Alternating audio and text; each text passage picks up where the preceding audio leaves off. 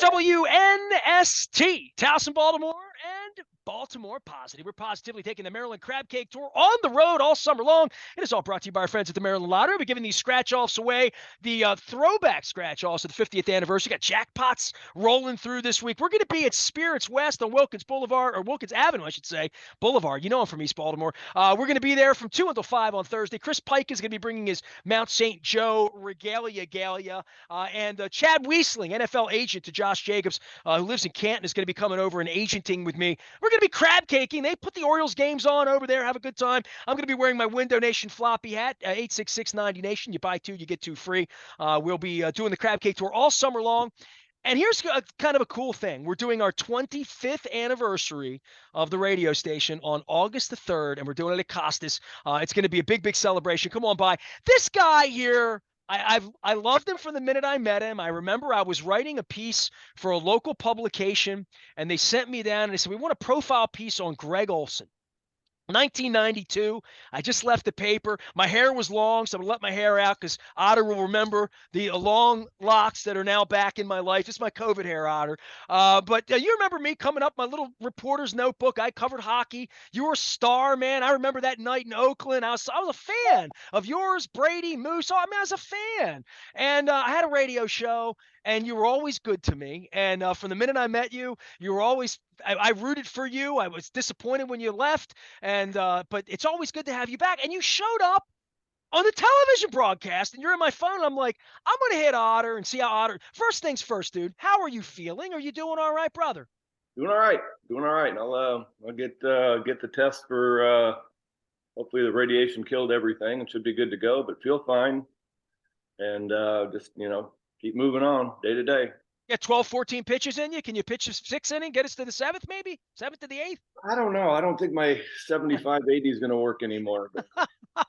Yeah, you come into baseball when you come in, and you're living in Alabama, and you're obviously in a fight that's way more important, as my wife would tell you and her family at this point. But you came in, you did some baseball. When you come in and you see a vibrant franchise, when they call you and say, hey, Otter, come in, do a game, and you're like, I'm not watching every game, whatever, but you come in and you see this promise again, right? And you were there the day that Camden Yards opened. You were around here when the Ravens showed up, sort of took over things. And what I've lived through for 30 years with Peter and just journalism and where we are and all this, as a Baltimorean, to see promise again with the team, my wife is asking me what time the game starts today, right? I mean, we're watching the games again, and I think you sort of helicoptered into that a little bit, that it's proud to be an Oriole again, right? Yeah, it's been a lot of fun. It brings back some memories of when I mean, honestly, back in my time of when we started the Why Not thing, and there was a whole bunch of young guys, and it really felt like it was a promising thing that was going to happen for a while, and then they ended up going into the free agency, and it lasted a while throughout the 90s. So yeah, you see these young guys, and it's really fun to watch. It's exciting. They're finding ways to win. It's been a pretty amazing turnaround, I guess. Since last year they started putting things together the last half, and it's gotten pretty good. It doesn't feel long ago, and you and I are getting a little older, but it doesn't feel like that long ago. But from a baseball standpoint, I mean, I think of your 89 team and the specialness of that, right? And the youth of all of you, Harnish, Finley, Schilling, Brady, all those guys that were around at that point, and Frank being cantankerous and needing to win. And you guys leaving it on the steps at the Sky Dome at that point, we're like, there's no pennant race like that anymore. I mean, anybody that's my age wants that this year with Tampa and whatever to get there. But they let everybody in now, right? So like that's not that kind of pennant race, but certainly the fortification of the team and the roster building and how these young guys are all kind of coming along. You guys were all, and you're sort of first to class, were you not? You're one of the really early guys that came up, right? Yeah, I was. Honestly, we all kind of came up together at the end of '88. I don't. Worthington didn't come up. He ended up making the team in '89. And I don't know if Finley came up in '88, but it was me, Harnish, Malacki all got called up. Schilling got called up at the end of '88 when they lost 107. Yeah, well, that was what you did then, right? You sort of were like, if you're going to lose that much, we're going to let the young kids come up at the end and see what we got, kind of, sort of, right?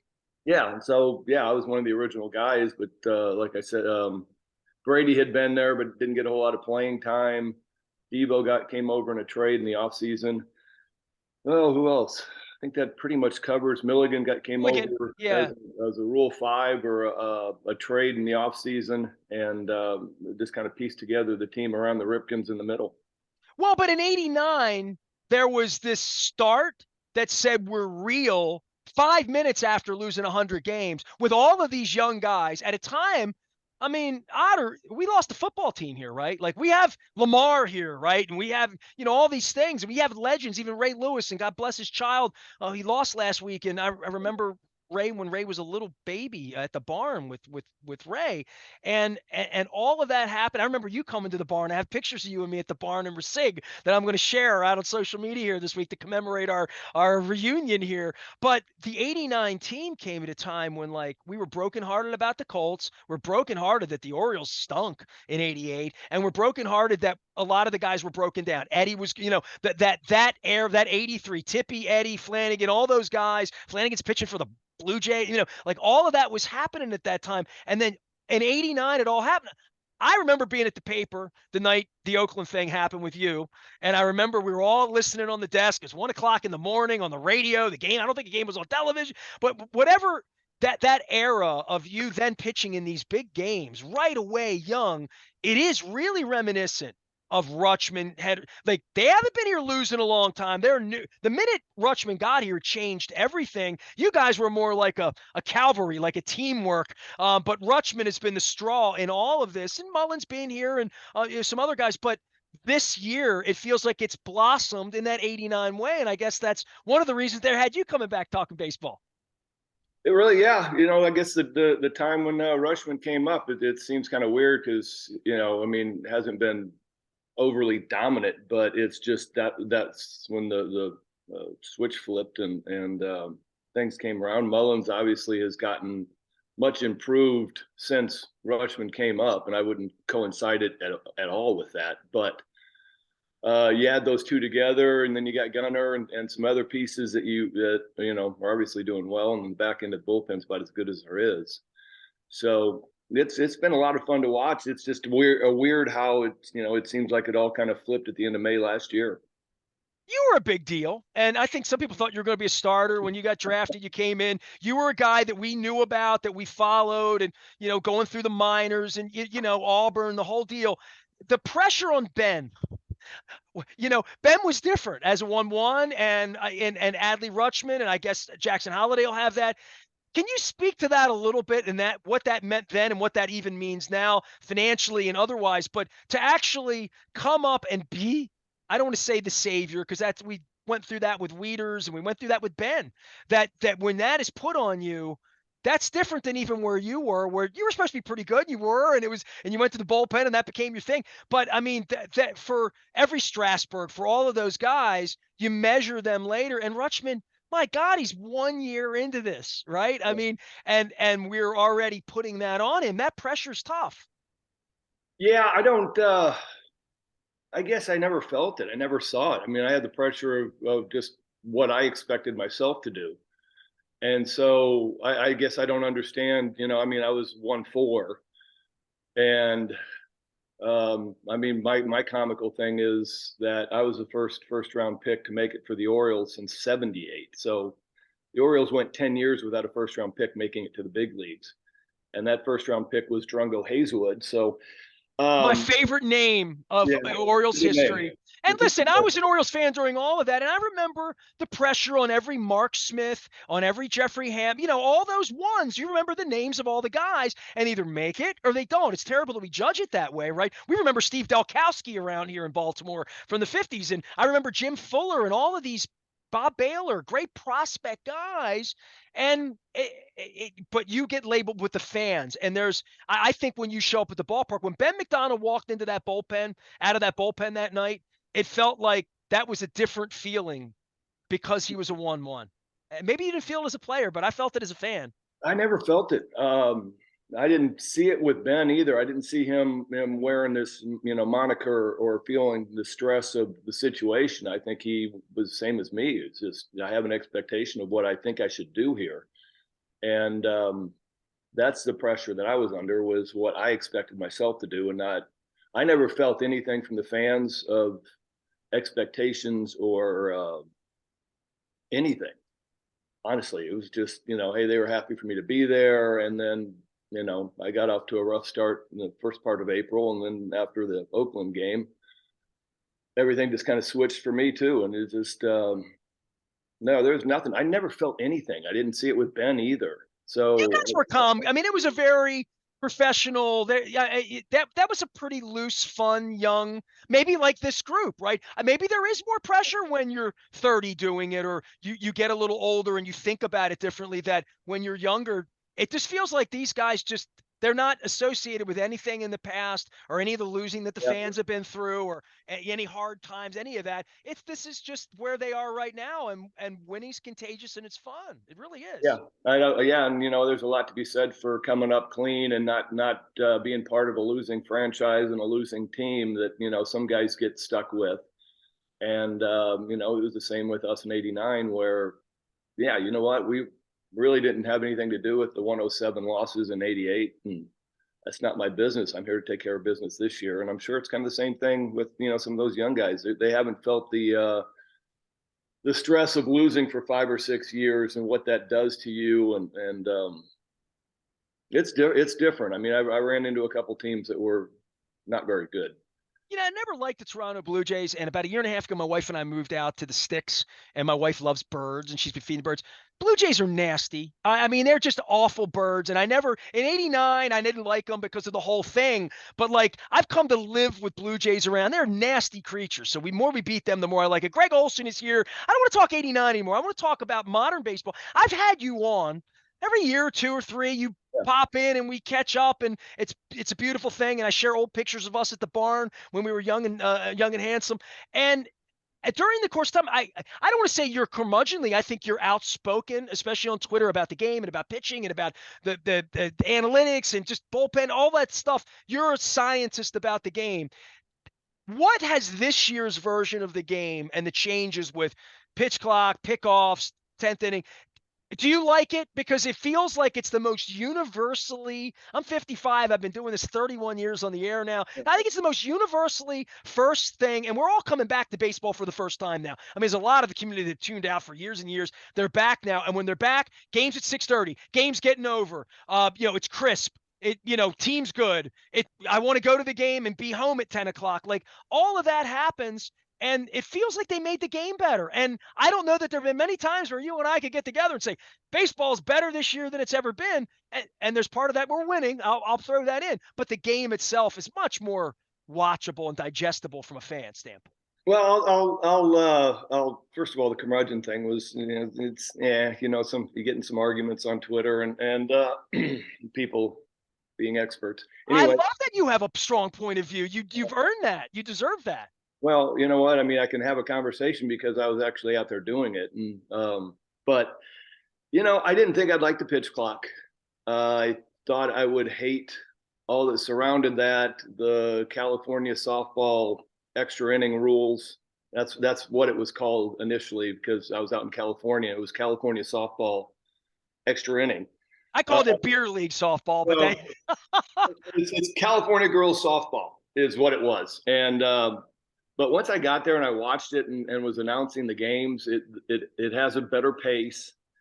The extra innings has a strategy I didn't even really factor in until I sat there and was calling a couple games in Toronto, where I was ran through it with Brandon Hyde after both games. Of course, every game I do seems to be extra innings and really long, but both of my games were extra innings. And they can't play 18 anymore, dude. no, I got 22 in games. But we were just running through the strategy of the extra innings because I thought it was kind of fascinating. He's the top half of the inning. You bunt. Do you have a lefty over there trying to hook a ball over the right side? How you playing this? And he said, I was playing for one run the first day because I had my closer out there, and I was looking at where they were at in the lineup, and I thought he could get a strikeout on the first guy, and I knew he was the first guy was was Chapman, and he goes, I know he wasn't going to bunt, and I thought, I thought my guy could, I thought Batista could strike him out. And then it became a game on for the second and the third guy of the inning. And then Batista strikes out all three guys and the Orioles win. And the Orioles scored the one run and they, bunted the guy over. Then the next night, didn't have his closer in, same situation. They were in the exact same spot in the lineup. And he goes, I needed to score some runs because I wasn't comfortable with just a 1-run lead. And the Orioles then did that a couple innings later. It was kind of fascinating to run through the strategy of the extra innings when I'd never thought about it. I'm just going to get the 1 run, kick the field goal in overtime, and then. Well, you think about it. If you gave up a leadoff double in the 10th, right? Then it's game on, right? Literally, they say you gave up a leadoff double, and let's play baseball, and that's where the strategy begins, right? Yeah, it was really interesting. I hadn't thought about any of it just because I'm going, well, you got to get the 1 run in, or like in football, you got to kick the field goal and get some points on the board. And so I didn't think I'd like any of this stuff. The pitch clock's moving the game along. I will just throw one thing, and so I don't remember who told me this fairly recently, and it was one of the old guys like me, and he said, think about it. I'm paying $100 a ticket or for 2 tickets to go to a game. I want the game to last. I want to be there for 3.5 hours. I want to watch baseball. I don't want the game to move fast so I can go home. I'm here to watch a baseball game. And it was kind of a fascinating other side. I don't ever go to a concert and want it to end. If I want the concert to end, it means I didn't like the concert. Right. And so you have that side of it going, well, okay, now we're speeding everything up to 2:45 instead of 3:30. And some of the old guys were going, I paid to watch a baseball game. I'm not in a hurry to get out of here. Well, I think the 7-inning doubleheader, all the beer league stuff, I understand the bullpen issues, and maybe this is where you would come into it and talk about being out in the bullpen at County Stadium in the 12th, 13th, 14th inning, strategies building, nobody can score runs, teams play good defense, all of that strategy stuff that created Ripken playing all. You weren't in that game. You were next generation. Ripken played in that crazy 29-inning game in Pawtucket years ago. Oh, yeah. That nobody won. I've sat out there for 16, 17 inning games. That's not good, I don't think. But I do think there's a point where running the bullpens ragged, especially in the current game, unless you're going to expand rosters and nobody wants to pay more players, you're right. So they're not going to do that. So to me, when they're stacking games and there's rainouts and crazy stuff's happening, you're playing a lot of baseball at the end, the 10-inning thing, I'm a hockey fan. I hate shootouts, right? But I sort of, as a guy who covered it forever, I don't need them playing 5 and 6 periods on a Tuesday night in Winnipeg in the first quarter of the season.